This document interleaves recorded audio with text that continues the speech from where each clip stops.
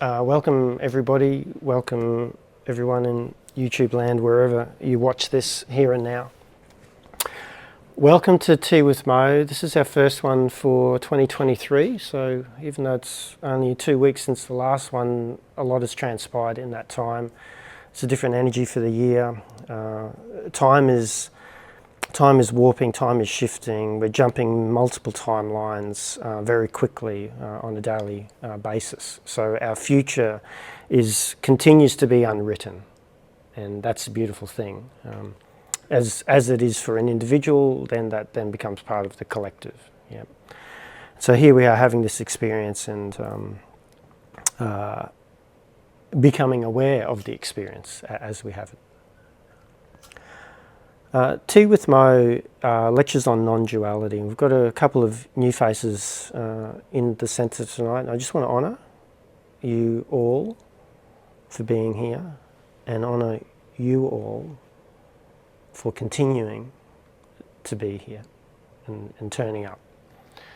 And turning up for yourself. You know, there's so many places that you could be other than here. So there's an investment within self to maybe hear some words said in a way that you maybe haven't heard before, or to maybe hear words that are resonating with what is existing within you, or to maybe hear words that activate and create discomfort within you as well. Just to be aware that all is an experience, to notice the arisings as we speak about this topic tonight, as it can be activating and it can be very thought-provoking, invoking as well too. And I think that's that's really the purpose of it. The purpose of it is also for me to be able to speak through my experience. The beautiful thing about these, Tea with Mo's, this opportunity that I have and that I have taken, is that it gets to document these versions of me throughout all of these years.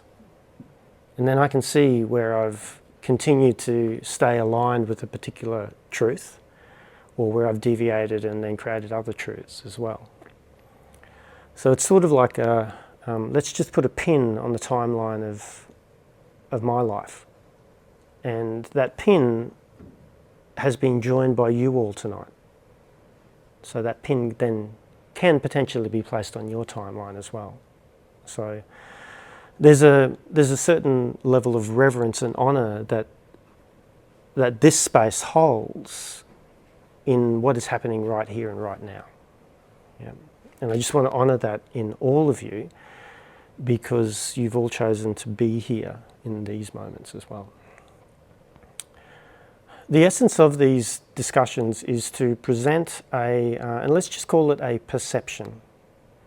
Okay? For some people it can be a perception, it can be a belief, it can be a sense of knowing, a sense of intuitiveness, and for others it can be the experience that one is having. However, what I've realised throughout this whole existence of this human experience is that I have a mind, and the mind is the interface of communication, of transmission and receiving data and information. So I like to present it in a format of, well, let's just look at this from a psychological perspective and talk about spirituality. Because we can always come back to, yes, I can identify that there is a psychology within me.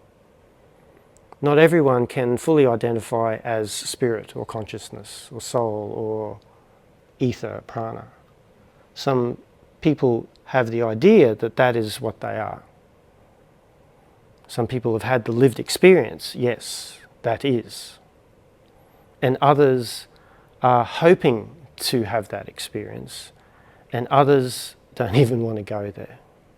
Yeah. So where this message meets and hits the road is through your mind. And I use language to try to express an imagery, a frequency, a vibration, and you will then create your own understanding of that within your own experience through your mind. Yeah. So let's just go, here's the concept. The concept of non-duality is that there is one creator, and it is everything and nothing. It is a container, and yet it is empty. It has a great vacuum of nothingness, which then holds everythingness.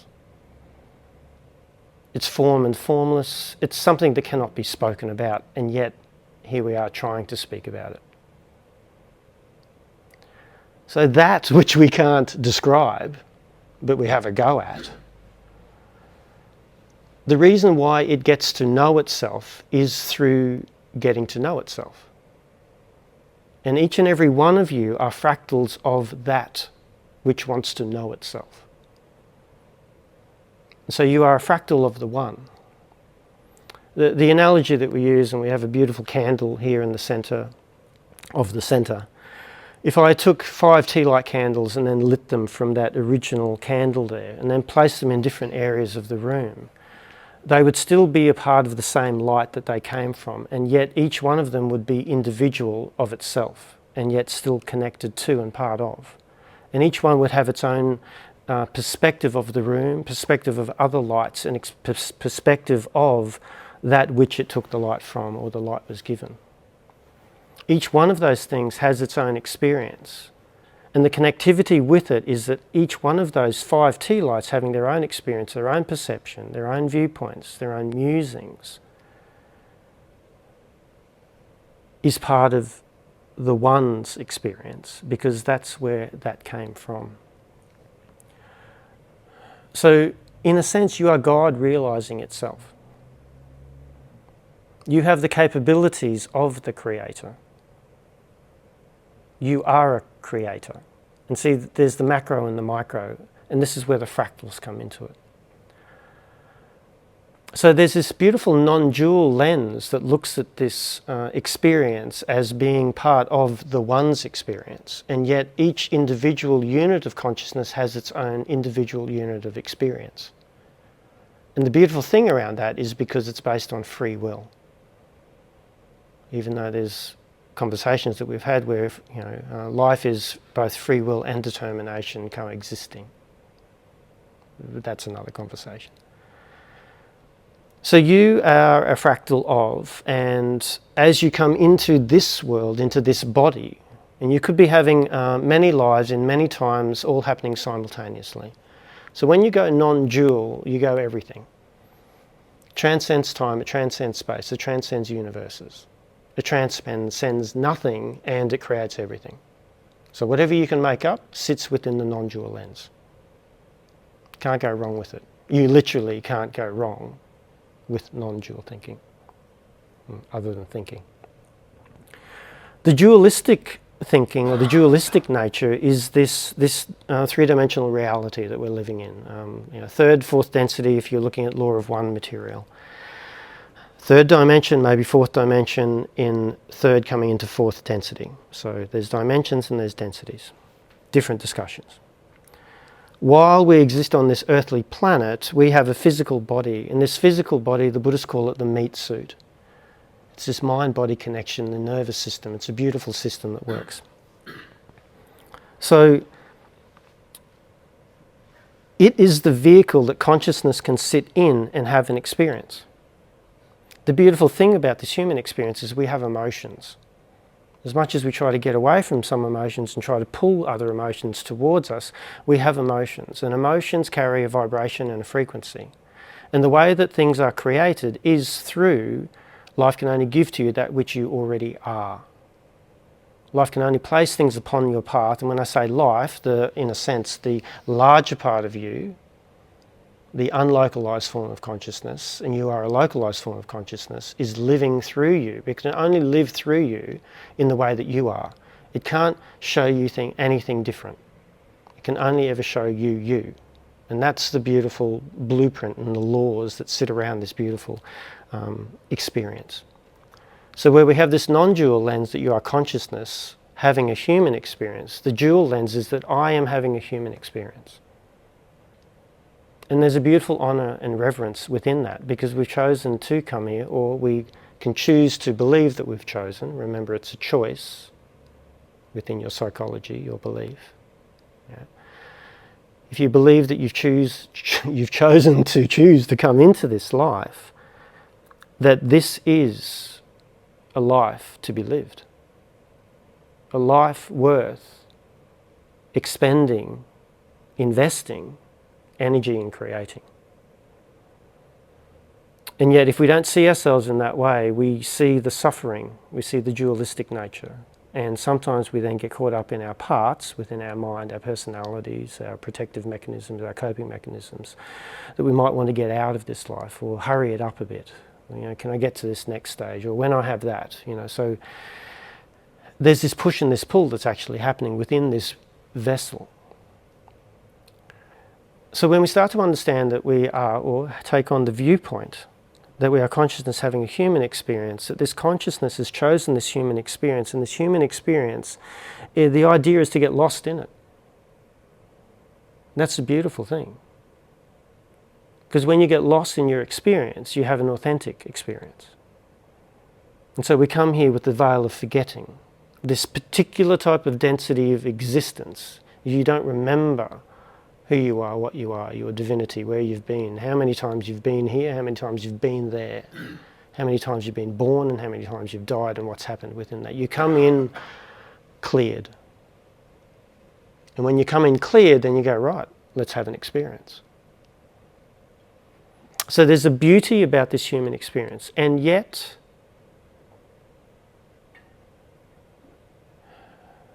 there's travesty in it, there's trauma. There's wounding. All of these different types of vibrational emotions. Yeah. So, tonight's discussion is on spiritual bypassing. And the reason why I'm bringing it to you is because I'm good at sniffing out rats. Yeah. And there's a part of me that likes to call people on their BS. Yeah. Now, Buddhist terminology is that your external reality is a reflection of your internal state of being. So what's happening out there is a reflection of what's going on in here. Life is a mirror. Yeah. We don't see the world as it is, we see the world as we see ourselves. So all we're really doing is walking around carrying a mirror. And that mirror morphs into this person, and then this person, and then this person, and everybody. So all we ever get to see is parts of ourselves. And yet some people will go, oh, I just love it when I see you. And other people, and certainly not in this case, I think I need to push that away. Yeah. So it's this constant experience that we're having throughout our days where we get to meet ourselves, and we get to have a dance or a wrestle with ourselves. Now, spiritual bypass is I can see it really well in others. And really the underlying thing is avoidance. That's what it is. Spiritual bypass is avoidance. Now, the question here is that if I can see it in others, then where does it exist within myself? Ah, there it is. If you're going to talk it, you've got to walk it, Mo. So tonight I want to talk to you about what spiritual bypass is, how I've seen it in others, what underpins it, and then also how I've found it in myself. And I'm continuing to find it. Yeah. So then I thought, that's a really nice rounded approach. You've got this non-dual consciousness having a human experience, and then this dual experience of, hey, I actually don't want to have this experience, so I'm going to try and bypass it by going back to, I'm just consciousness having a human experience. Everything's love and light, and everything happens for a reason, everything's perfect, and it's all rainbows and unicorns and fluffy clouds. And I'm just going to bury my head in the sand while I continue to avoid the human existence and spruik all of these really beautiful one-liners. Yeah. Now, would I like to say that I'm not like that? Being authentic and being real, I do that. And I found where I did it. So I want to share that with you. Now, the interesting thing here is that I thought to myself, when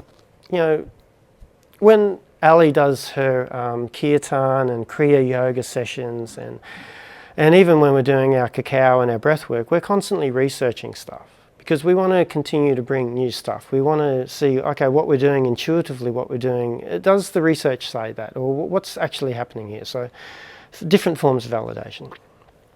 I initially thought, hey, who can I listen to about spiritual bypass? Because I've got my own ideas about it. I wonder what other people are saying. Yeah. So I sneakily went onto YouTube and I just went spiritual bypassing, and Teal Swan came up. You know, I really love her stuff, yes. And I started to listen to it. I got about 6 minutes into it and I went, yeah, cool, I'm with you on all of that. Thanks very much, that's beautiful, yep. So then I thought, right, who would be the best person to ask about spiritual bypassing if you were going to go and see somebody, you know, and maybe they could help me with this conversation. So I thought, would I need to find an enlightened person who transcended spiritual bypassing or had seen it and gone and worked through it, and then this is where that person's at? Or is it somebody who just is really good at spiritual bypassing and doesn't see it? Or somebody who's not even aware of it at all? So there was this sense that I needed to go to a person to ask about spiritual bypassing, because that makes sense, because people are human, you know, consciousness having a human experience. So then what came to me was, and this is the paradox within it, is that I've been chatting with an AI bot.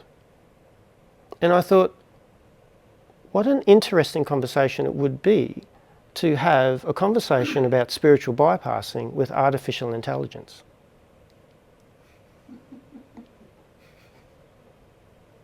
Do you see the irony in that? Yep.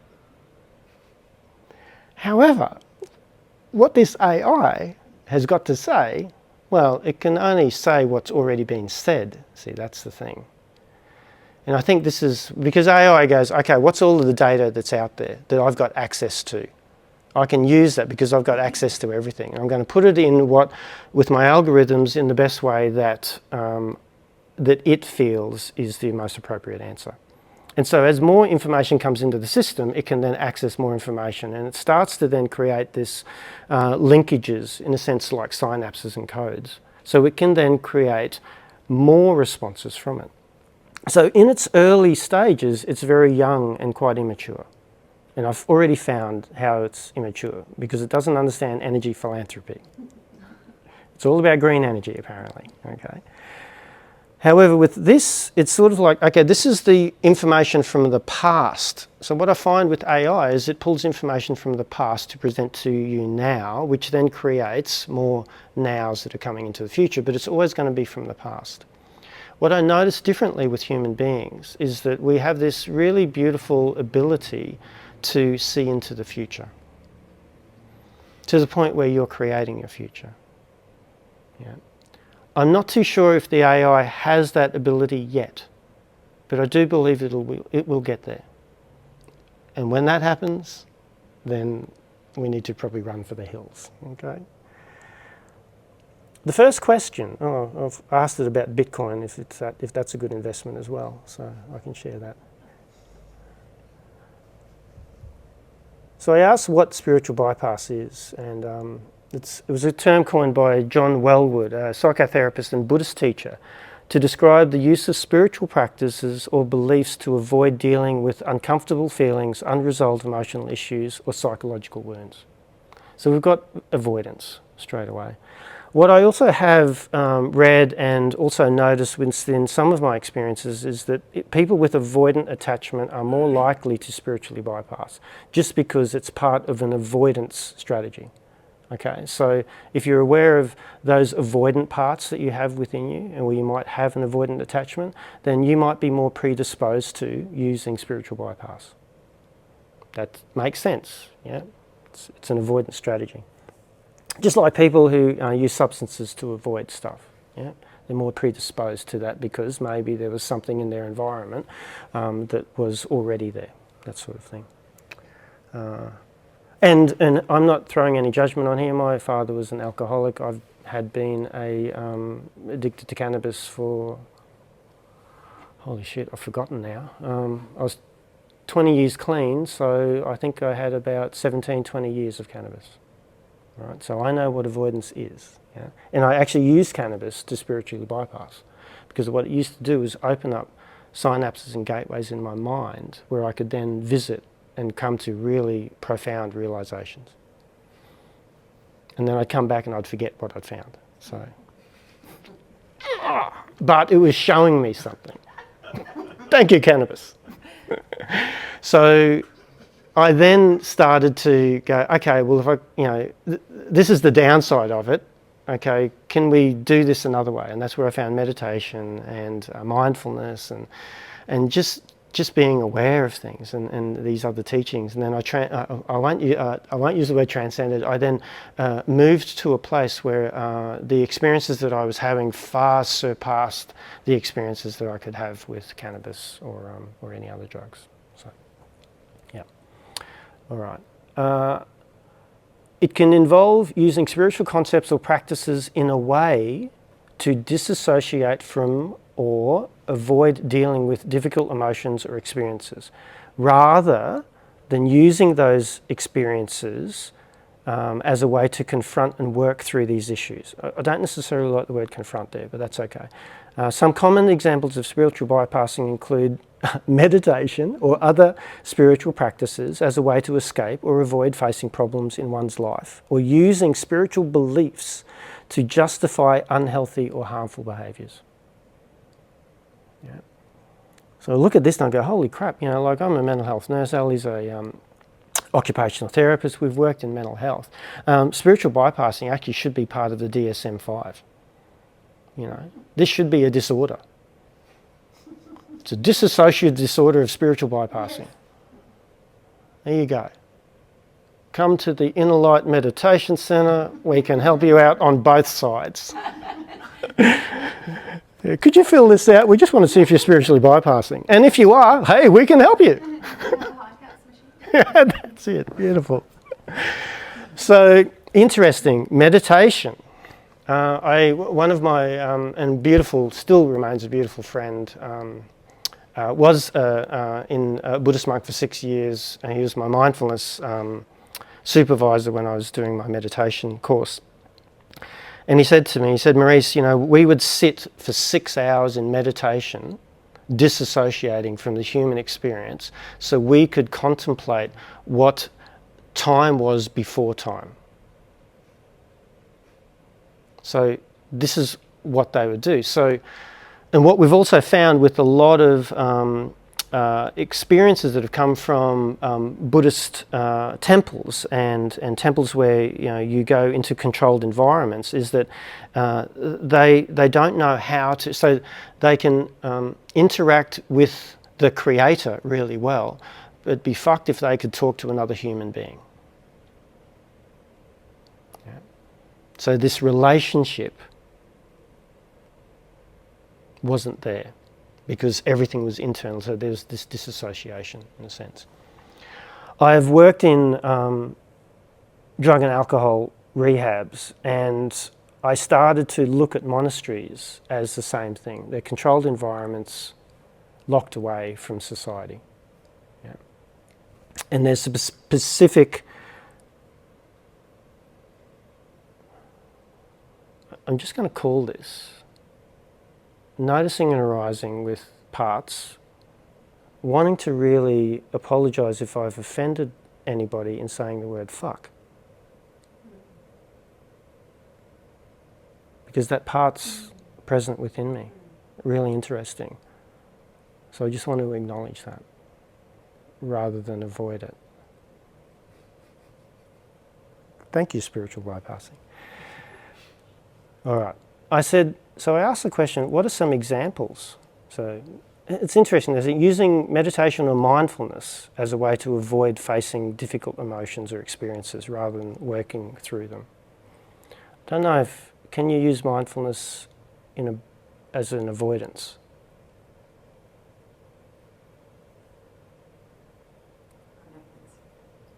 I think so. How would that happen, do you think? How could you explain? Well, I think when we go, if we're full in mindfulness, we're not balanced. Right, beautiful. So the answer there was if we're full in mindfulness, we're maybe not balanced.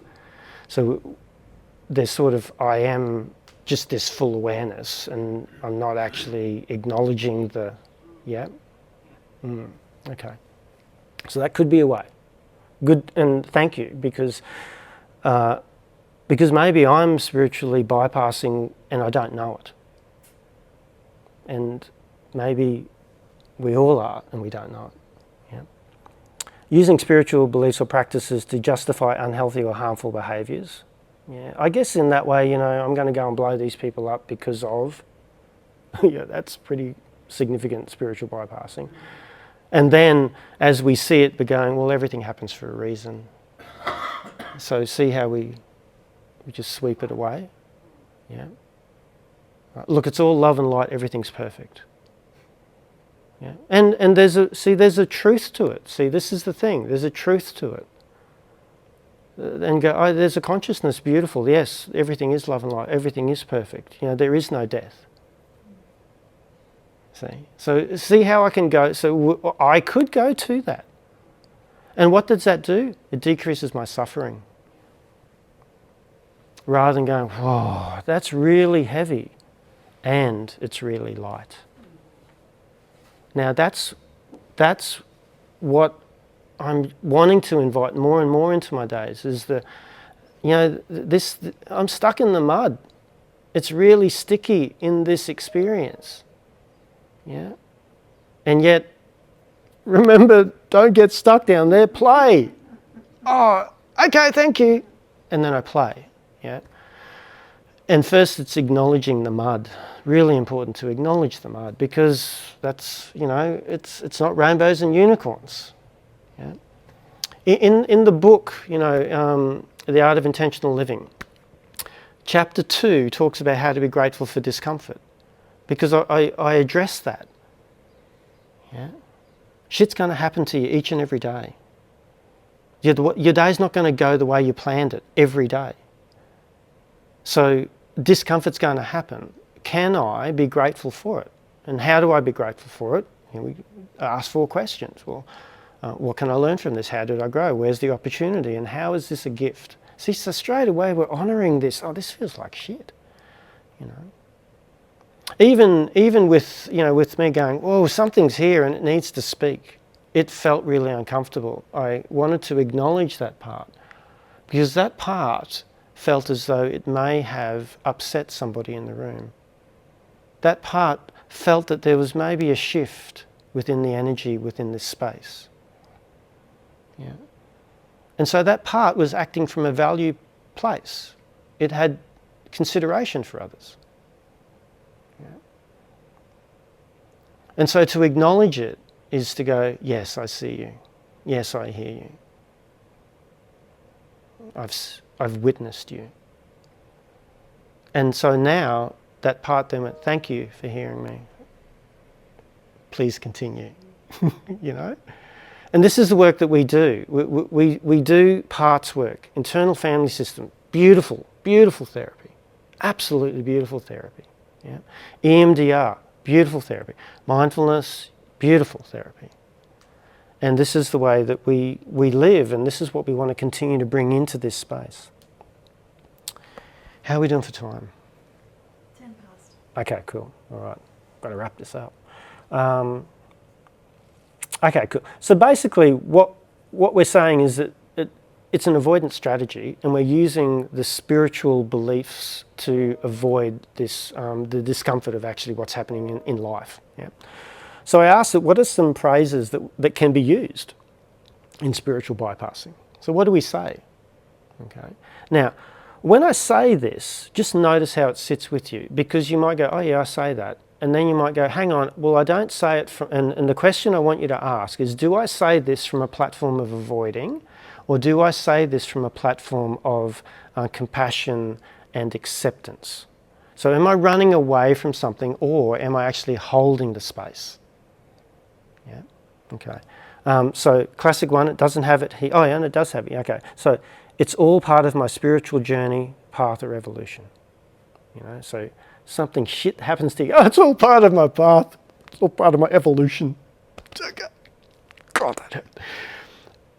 So we can sort of say that and go, yeah, I can see that. And yeah, it does really hurt. I feel betrayed. I feel disappointed. And actually, what you did betray me. You know, there was this sense of injustice, and I can't trust you anymore because of what happened. Yeah? So there's the human experience. And then the consciousness experience that goes, yes, that is all love. This is perfect. This is a wonderful way for you to meet yourself. Yeah? Feels like shit, but it's a wonderful way. A classic one, I'm just surrendering to the divine plan.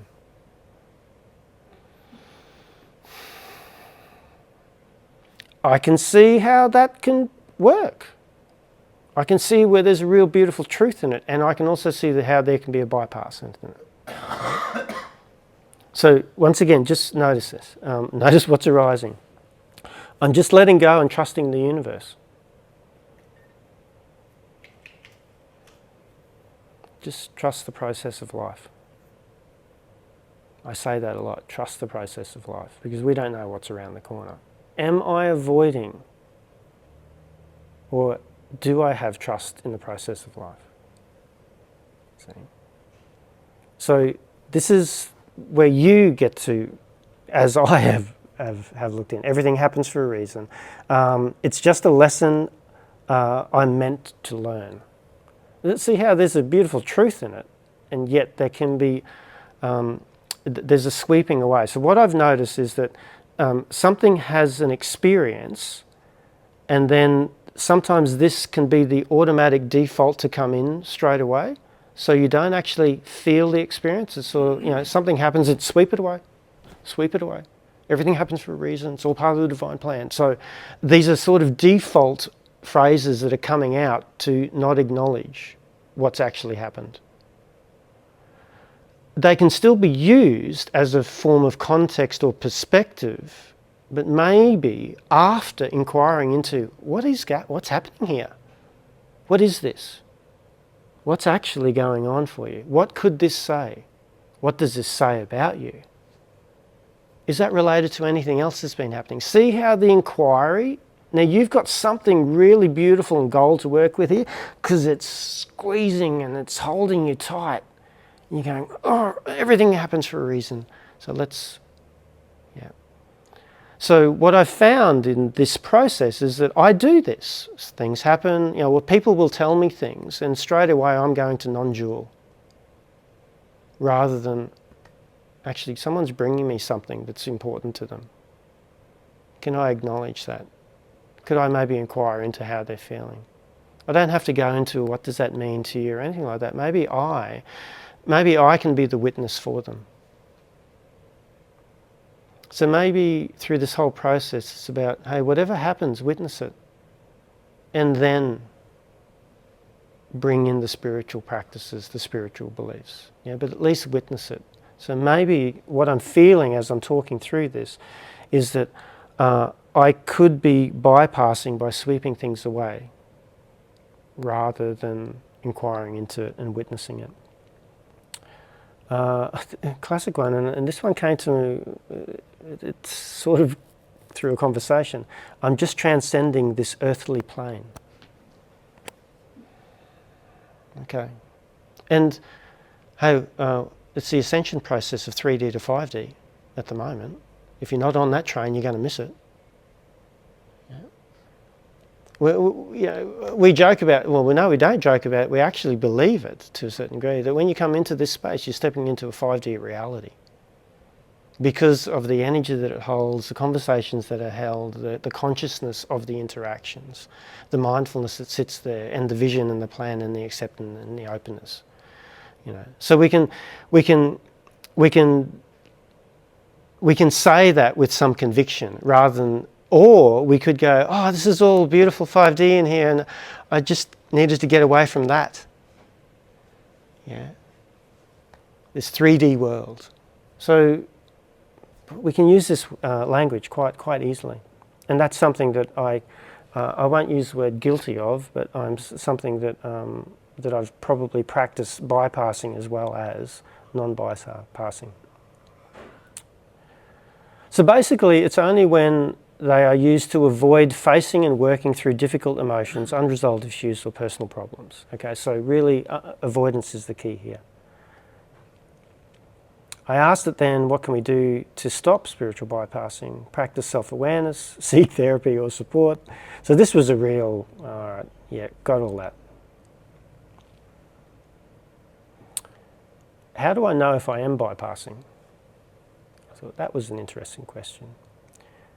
You feel like you are constantly seeking or evolving but never seem to make any real progress in your personal growth. So I'm looking for the next thing, the next thing, the next thing, but I'm not actually moving. Yeah. So what's the next belief? What's the next? Because I need to push that away. So interesting.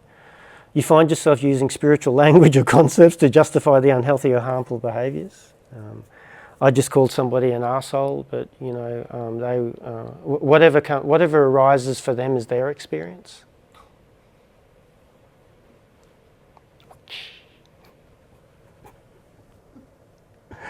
You feel disconnected from your own emotions or struggles and have a hard time acknowledging or facing them. Well, I don't know if that's just spiritual bypass, that's just, you know, not being able to sit with self. And a lot of us don't actually embody what this is. You know, we're in our head, very cerebral. You use spiritual beliefs or practice to avoid they keep on throwing in that one there. So, for me, what I saw in others was this avoidance and this concept of I'm transcending, you know, I think the question was, hey, did what I say impact you in any way? And there was more so a potential that that in the past I may have been triggered by that, but now I've transcended that sort of thing. So to me it sounded a little bit like avoidance. Now I'm not too sure what that person's experience was. However, what it evoked in me, and I can only be responsible for my own experience, what it evoked in me was avoidance and potential spiritual bypass. And then also having other conversations with other people where I could see that these spiritual concepts were being used to, in a sense, decrease the discomfort, but not to work with the discomfort, to try to get away from it. And that's a different thing. So if you're using them to work through it, then yes, by all means, that's what they're there for. But if you're using them to avoid it, then there could be some bypassing that's happening there. So for me, some of the ways that I considered where I bypass is unhealthy behaviours. Here we go. I love this place. Absolutely love it. I'd live here if I could. But Ali says that I can't, so all right. No, you can't live there. So I love being here. Now, in loving being here, I love the community. I love what I do. I love what I get to share with people. Yeah. And I have a family at home. I feel as though sometimes I use bypass to say, and so maybe it could be an unhealthiness about the amount of time that I spend here versus my family. And the way that I might use spiritual language would be, I'm trying to create a community. I'm trying to be a part of a community. This is really important for the whole of humanity. Yeah. So I'm using this language to, in a sense, potentially minimize what my family members are saying to me. So I'm not inquiring into that. And I'm sweeping it away with a reactionary, so once again it's reactionary rather than responsiveness, of you don't understand what I'm doing. And then those parts could then go, oh, you're just in 3D. Catch up. See, so these parts of us can then start to use this language and these concepts. Aaron Abke talks of it as the spiritual ego. Yeah. So now this is more important than every other aspect of my life. Other ways I can notice different parts, and not so much anymore, but you know, in the past it would be, you know, for F's sake, please wake up everybody. You know, so there's those parts that are being impatient. can't you see what's going on? That sort of thing. So using that language. One big way that I have, I believe, bypassed is that, and it's really quite tricky, and I don't know to what degree, because it's not an all or nothing. There's a range that sits here. Is prior to the centre, I had a very successful mindset coaching business. So mental health nurse, psychotherapist, mindfulness coach, teach meditation, so perfectly fit into that space. And very successful, made good money, loved the work, and it was all mind-based, all top-down approach. Since I've come here, I haven't wanted to talk about the mind. I've transcended the mind. All I want to talk about is spiritual stuff.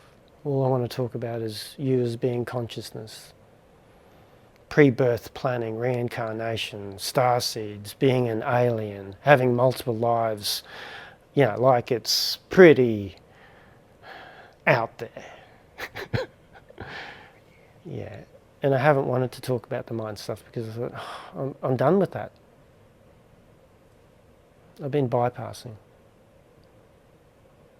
So it's been a really interesting experience seeing this bypassing or perceived bypassing in others, and then getting activated by it, oh, come on, that sort of thing. And then going, oh, hang on, it's still getting activated because I haven't listened to it, I haven't heard what it's trying to say. So that part that likes to call people on their BS, it then turned its head on me and started to call me on my BS. And that's what tonight has been about. I'm still inquiring into where else do I bypass. Up until that point, for a couple of weeks ago, I didn't think I bypassed. Maybe a little bit. But now I'm starting to, oh, hang on. And not that it's doubt, it's more so inquiry. Yeah.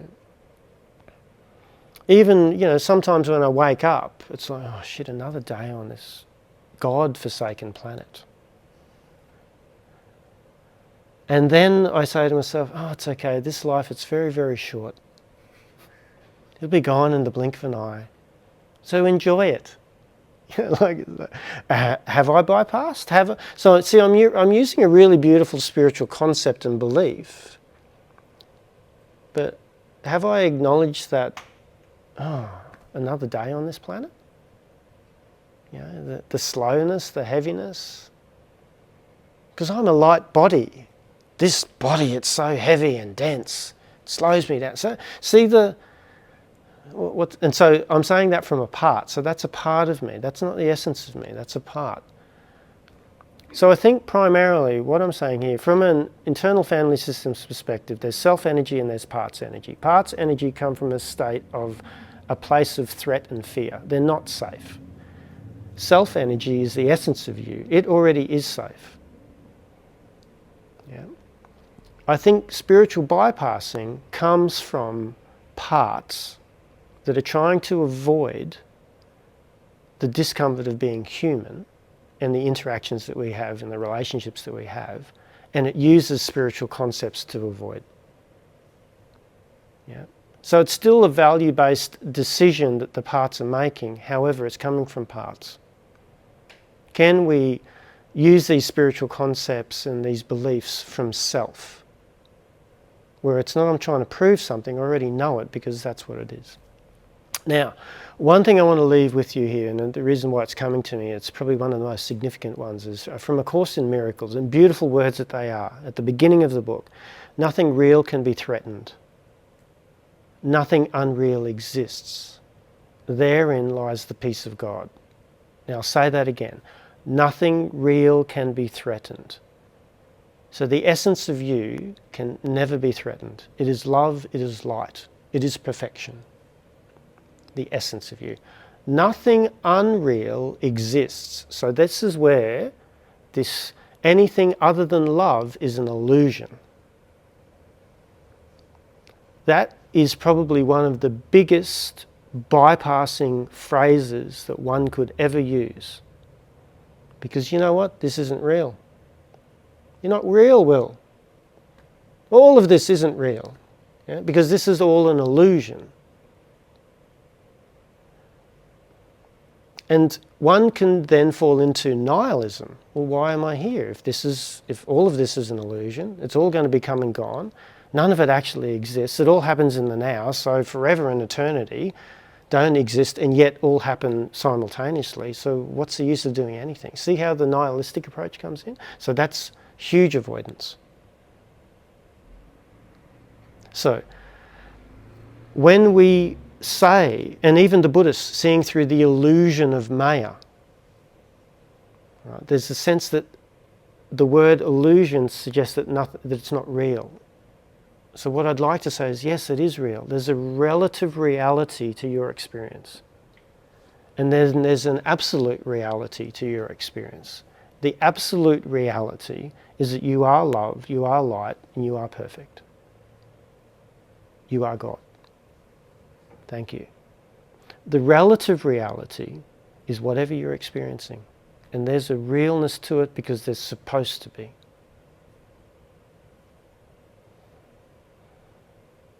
So while you're here in the mud, get stuck in it and play in it.